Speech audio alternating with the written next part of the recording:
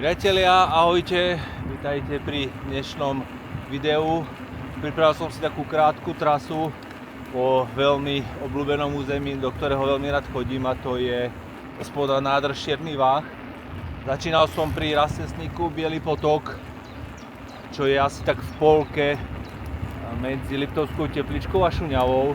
Odtiaľ vedie kvalitná cesta s veľmi dobrým asfaltom až dole na vodnú nádrž Čierny Váh. Touto odbočkou sa viete dostať na obec Važec a je to pri Rastesníku pod Bradou.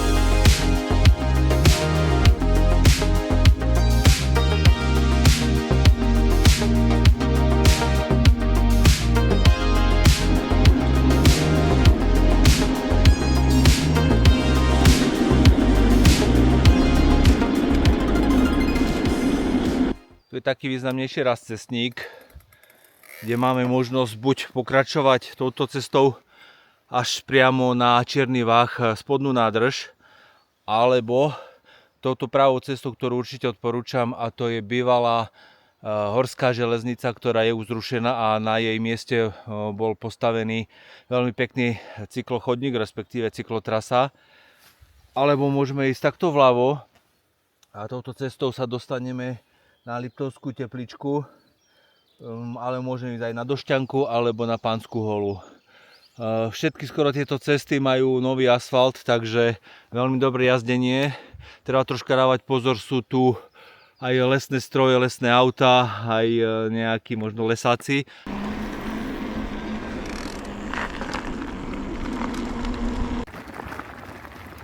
Hneď na začiatku tejto cyklotrasy vchádzame do veľmi pekného lesa a pôjdeme až ku rieke Čierny Váh.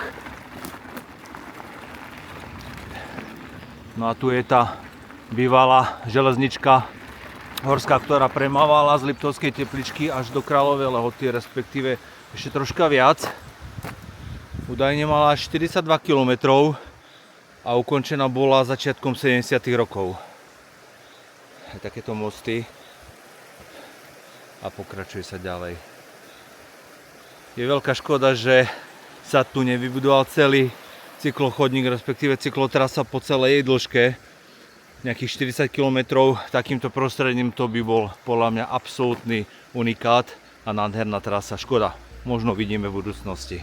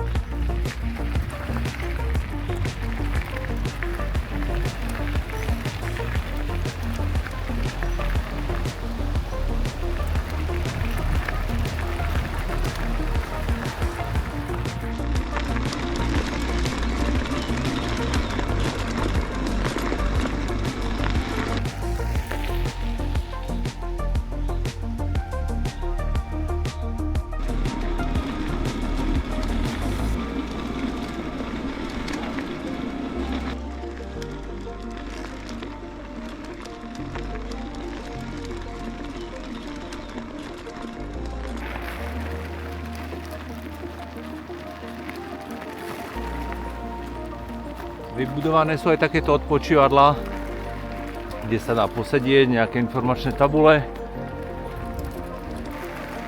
A ten sklon celej tej cyklotrasy je veľmi mierny, nakoľko to bolo plánované, respektíve používané na tú železničku, takže tam nejaké veľké výškové rozdiely nemohli byť. A tak táto cesta je veľmi príjemná v krásnom lese popri rieke Čierny Váh a smerujeme dole.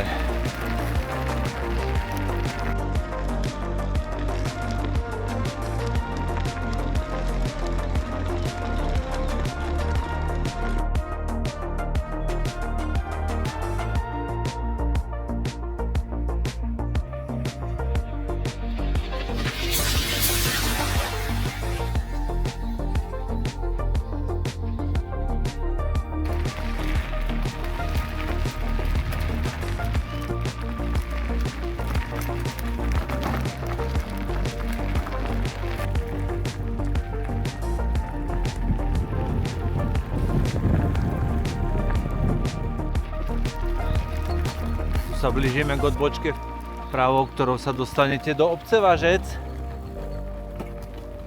A jedná sa tiež o oficiálnu cyklotrasu.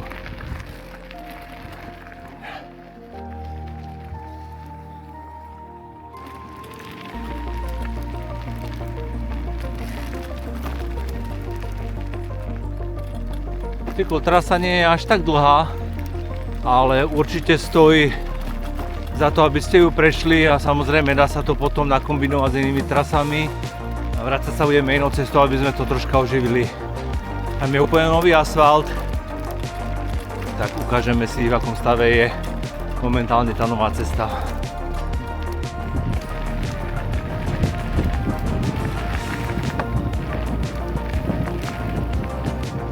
A tu už máme záver tej cyklotrasy.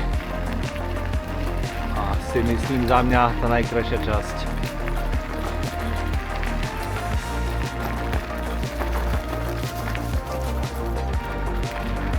Tak, super. A sme dole na Čiernom Váhu.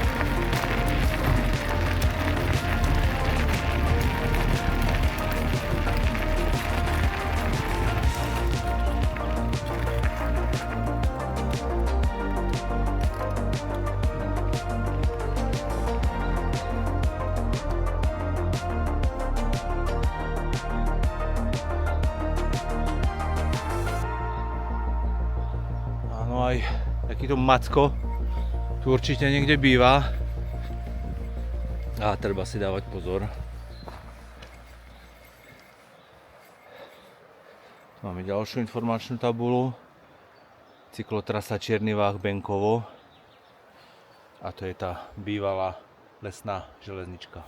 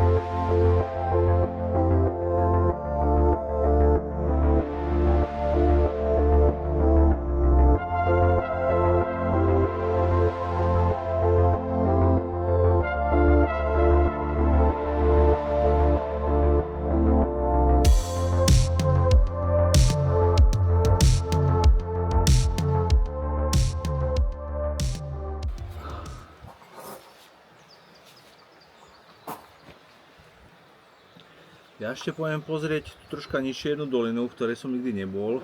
Volá sa Plevová dolina.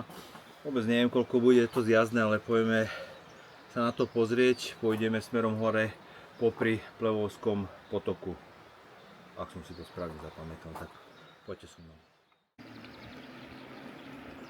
Tu vľavo sa nachádza kostol Najsvätejšej Trojice. Veľmi pekný kostolík a pamätník Palatína Jozefa. Takže troška aj história.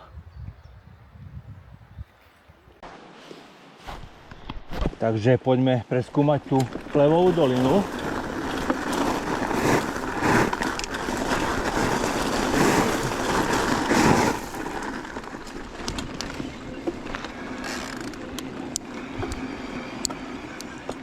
Táto cesta vás zavedie až na sedlo Priehyba. Je to veľmi pekná trasa, super asfalt a hore potom, ak budete na tom sedle, môžete sa rozhodnúť buď sa vrátiť, alebo pôjdete smerom dole na hore Hronskú časť a to až do obce Pohorela.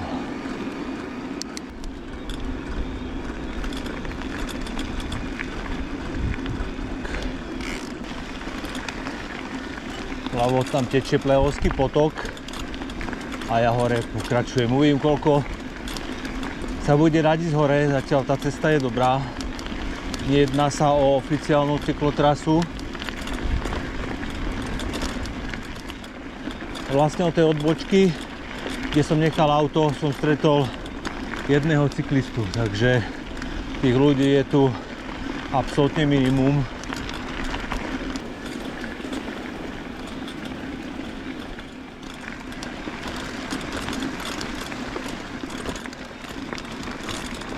Dokonca aj asfalt sa zlepšil.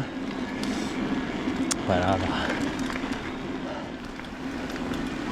Ale už tá cesta sa dvíha.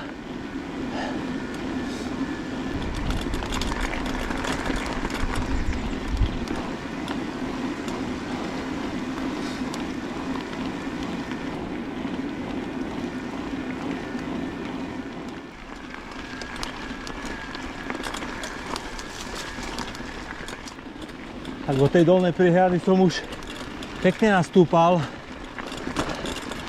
Tá cesta je stále hore. Momentálne sú nejakých 880 metrov. Ale cesta zatiaľ super zjazdná, aj dole to pôjde v pohode. Tá cesta sa konečne vyrovnala. A uvidím, kde bude jej koniec.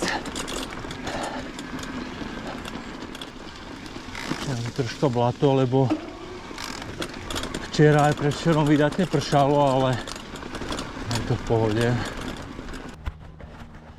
Dnes taká trasa troška bez výhľadov, ale určite sa je na čo pozerať a hlavne bol zámer sa skryť troška v lese pred tým vetrom, čo aj vyšlo. Proste nemusí byť každá cyklotrasa s výhľadmi a panorámami. Krása, pozrite sa. Pozrite sa na ten les. Radosť jazdiť.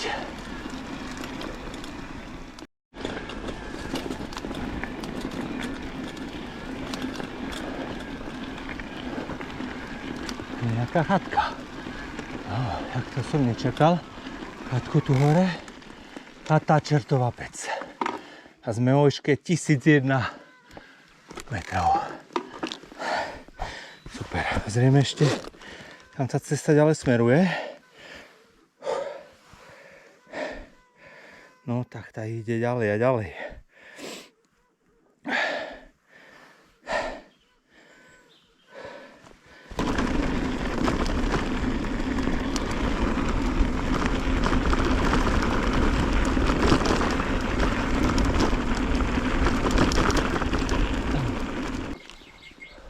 To je taký jediný dnešný výhľad. Neviem, či vidno tie Tatry.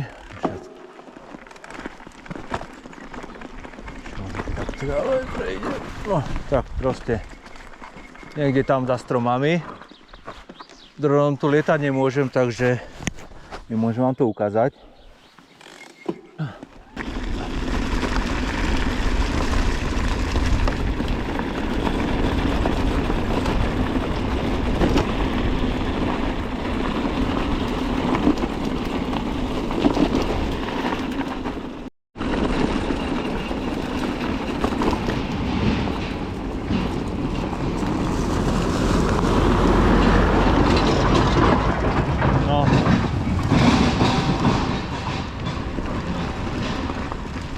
Vidíte, že treba dávať pozor na týchto lesných cestách. Všade prebiehať ťažba a tie auta s drevom, tie si rubú pekne.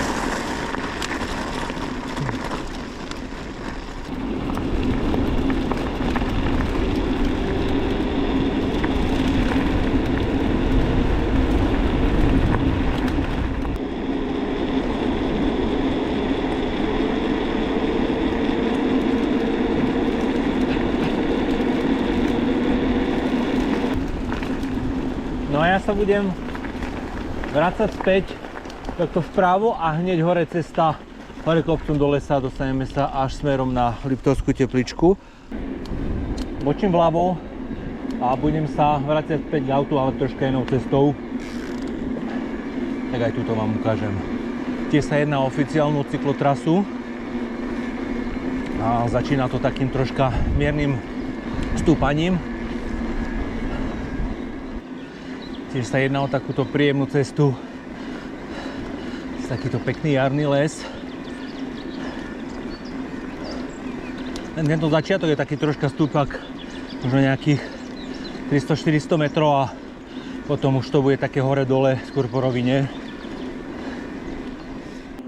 Priatelia, tu máme exkluzívny nový asfalt. Takže paráda. Ak má niekto gravel, dokonca cesťák, nech sa páči, užije si to tu.